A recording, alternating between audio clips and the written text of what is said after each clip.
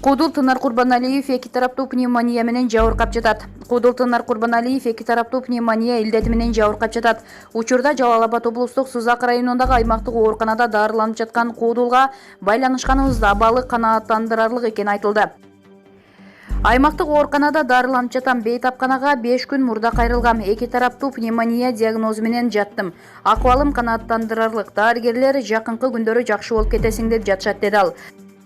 Буга чейин ырчы Дайыр Исмадияров вирус инфекциясынын жеңил түрү менен жабыркап, ооруну жеңгени кабарланган. Мындан тышкары ырчы Айпери Сыдыкованын жана ырчы дастанчы Азиз Батыровдун ооруп калганы белгилүү болгон. Ал эми ырчы Гүлнур Асанова вирус инфекциясынан айыкканын айтып берген.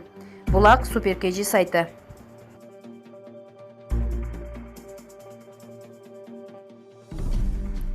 Тынар Курбаналиев башка өлкөнүн жарандыгын алат. Куудул Тынар Курбаналиев азыркы депутаттар кайра шайланып келсе, Россиянын жарандыгын алаарын билдирди. Шайлоодо баягы эле депутаттар кайра келсе, өзгөрүү болбосо, Россиянын жарандыгын алып ошол жака кетем. Булар келечекти жок кылат деп билдирди Курбаналиев. Булак аргумент кейжи. Ар бир көз жумган мекендешим сай сөөгүмдү сыздатып кетти. Жээнбеков элге кайрылуу жасады. Улуттук аза күтүү күнүн жарыялоо боюнча президент Сооронбай Жээнбековдун атайын жарлыгы чыгып, символикасы бекитилген. Илдет менен күрөшүү, элибиздин ден соолугун сактап калуу, жалпы улуттук күрөш. Бул тууралуу өлкө башчы Сооронбай Жээнбековдун улуттук аза күтүү күнүнө карата кыргызстандыктарга жолдогон кайрылуусунда айтылат. Эскерте кетсек, жалпы аза күтүү күнүн жарыялоо боюнча президенттин атайын жарлыгы чыккан. Кайрылуунун тексти толугу менен төмөндө. Урматтуу мекендештерим, бүгүн вирустан каза болгон мекендештерибизди эскерүүгө арнаган улуттук аза күтүү күнү.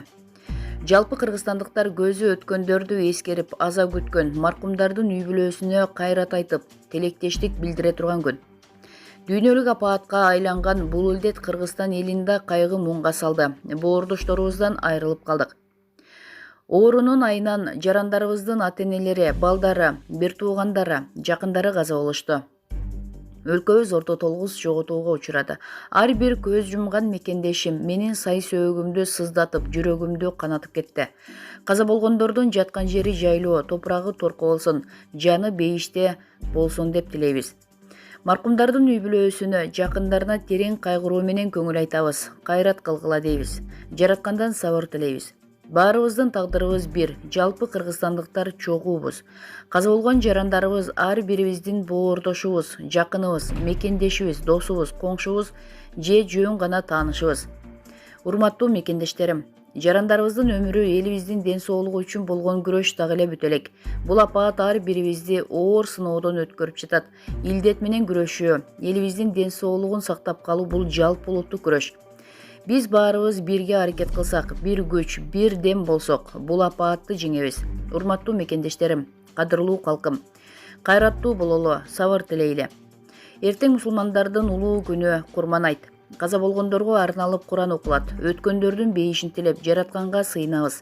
Ата-энелеринен, уул кыздарынан, жакын туугандарынан ажыраган мекендештеримдин аза күйүүтүн тең бөлүшөм. Каарман элибизди, сүйүктүү Кыргызстаныбызды жараткан Кудай өзү колдосун. Ар дайым элибизде аманчылык, жергебизде тынчтык болсун. Булак Спутник KG сайты.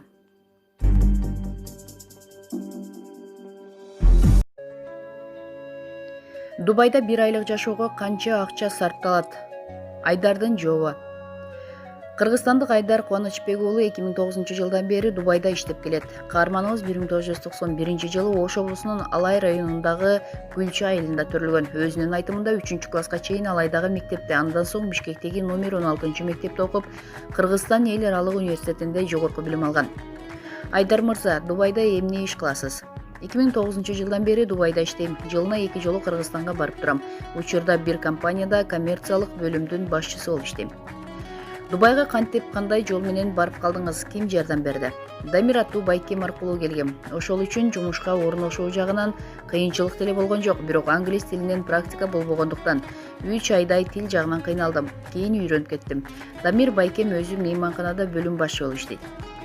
Дубайда жашоо кандай? Бир айда канча чыгым кетиресиз? Батирлердин ижара акысы ар кандай, районго жараша баалары ар түрдө. Мисалы мен 2 бөлмөлүү батирге 1 жылга $10.000 төлөйм. Андан тышкары электр жагынан, газ, интернетке $350 сарпталат. Bir адамга bir айга азык түлүк үчүн $200 коротулат. Дубайга убактылуу ишке келүү үчүн $400 тегерегиндеги акчага учак билетин сатып аласың. Виза камсыздандырууга $140-340 сарпталат. Айына тамак ашка $150. Жол киреге $200 кетет. Пандемия Дубайда кандай кырдаалды жаратууда?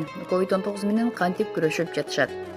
Бириккен Араб Эмираттары таживирус менен күрөшүүдө өзүн көрсөтө алды. Бул жагынан алдыңкы өлкөлөргө кирди десем болот.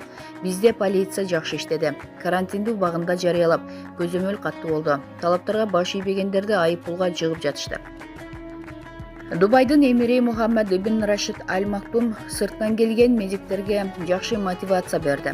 Пандемияда жакшы иштегендерге алтын виза берем деп убада кылды. Алтын виза алгандардын арасында Чынара деген эжебиз дагы бар. Аны укканда аябай сыймыктандык. Алтын виза бул жерде 10 жыл жүрүүгө мүмкүнчүлүк берет. Дары-дармек жетиштүү болду. Туризм тармагында иштеген жеке ишкерлер өздөрүнүн мейманканаларын колдонууга берип жатышты. Азыр Бириккен Араб Эмираттарында бейтаптардын саны азайып, айыккандар көбөйүп жатат. Көптөгөн мекендештерибиз жумушсуз калышты. Эми чек аралар ачылса, жумушка келем деген мекендештерге колдон келген жардамыбызды беребиз. Учурдан пайдаланып, Кыргызстандын Дубайдагы консулдук кызматына ыраазычылык билдирем. Фонддордон жардам сурап, кыйналган мекендештерге учак билеттерди алып берип, азык-түлүк жагынан азыркыга чейин жардам берип жатышат. Жума сайын Бишкекке каттамдарды уюштуруп жатышты. Мунун баары консулдук кызматынын эмгеги десем болот. Жакында эле мекендештер биригип, бир аз каражат жоготуп, 15 кычкылтек концентраторун Кыргызстанга салып жибердик. Аларга дагы ыраазычылык айткым келет. Бул мамлекеттин өзгөчө жактарын айтып берсеңиз. Шаарлары таза жана коопсуз. Бардык жерде тартип бар. Мага аба ырайы жакпайт. Өзүңүз билгендей, жайы өтө ысык. 50 градуска чейин жетет. Бул жакта бирөө менен дос болуп кетүү абдан кыйын. Эли жасалмадай сезиле берет. Бирок мамилеси жакшы. Дубайда кимдер менен жашайсыз жана келечектеги максаттарыңызды да айта кетсеңиз. Бул жакта апам, келинчегим жана уулум болуп жашайбыз. Атам 2009-жылы кайтыш болуп калган. Ал эми келечекте Кыргызстанга барып бизнес ачып, жумуш орундарын түзсөм дейм. Кыргыз элиме кызмат кылсам, бул жерден топтогон тажрыйбамды колдонсом деген тилегим бар. Булак турмуш KG сайты. Жогорку сот Атамбаевга каршы тарапты колдоду. Жогорку сот Борбордук шайлоо комиссиясын Сагынбек Абдрахманов жетектеген Кыргызстан социал-демократиялык партиясын парламенттик шайлоого каттоого милдеттендирген чечимди күчүндө калтырды. Иш бүгүн 28-июлда каралган. Бул тууралуу Жогорку соттун басма сөз кызматы билдирди. 14-июлда БШК Абдрахманов жетектеген КСДПнын шайлоого карата өкүлдөрүн каттоодон баш тарткан. Мындай чечимин алардын мурдагы президент Алмазбек Атамбаевди жактаган КСДП менен соттук териштирүүлөрү аяктай электиги менен түшүндүргөн. 20-июлда Бишкектин административдик соту Абдрахмановдун БШКнын ошол чечимине каршы арызын карап, колдогон жана Боршайкомду аларды каттоого милдеттендирген. БШК соттун бул чечимине арызданып Жогорку сотко кайрылган. Эске сала кетсек, Атамбаев түптөгөн КСДП 2019-жылы экиге бөлүнүп, анын бирин Атамбаевсыз КСДП саясий кыймылынын жетекчиси Сагынбек Абдрахманов. Ал эми Атамбаевди жактаган тарапты Жогорку кеңештин депутаты Асель Кодуранова убактылуу жетектеп келген. Бул кызматты Кодуранова быйыл 27 майда Жогорку кеңештин депутаты Анвар Артыковго өткөрүп берген болчу. Эки тараптын ортосундагы талаш тартыш жагдайы соттордо каралып жатат. Атамбаев баштаган бир топ адамдар Кой Таш окуясы үчүн айыпталып соттолууда. Кезектеги парламенттик шайлоо быйыл 4-октябрда өтөт. Ага катыша тургандыгын 44 партия билдирди. Булак Назар Ньюс KG.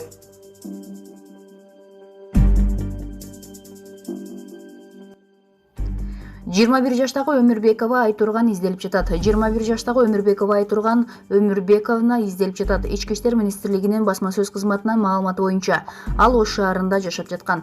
Айтурган 2020-жылы 5-июль күнү саат 20:00 чамасында үйүнөн чыгып кеткен. Ошол бойдон жүргөн жери белгисиз. Айрым маалыматтар боюнча ал Бишкек шаарында болушу мүмкүн. Айтургандын бою 160-165 см чамалуу, чачы 30-35 см, көзү күрөң, жайкы кийимчен. Ал тууралуу маалыматы бар жарандар милиция кызматкерлерине 0551 04 02 02 0707 04 02 02 0556 56 61 84 же болбосо 0312 26 62 61 номерлар аркылуу кабарласа болот. Булак Ринг KG.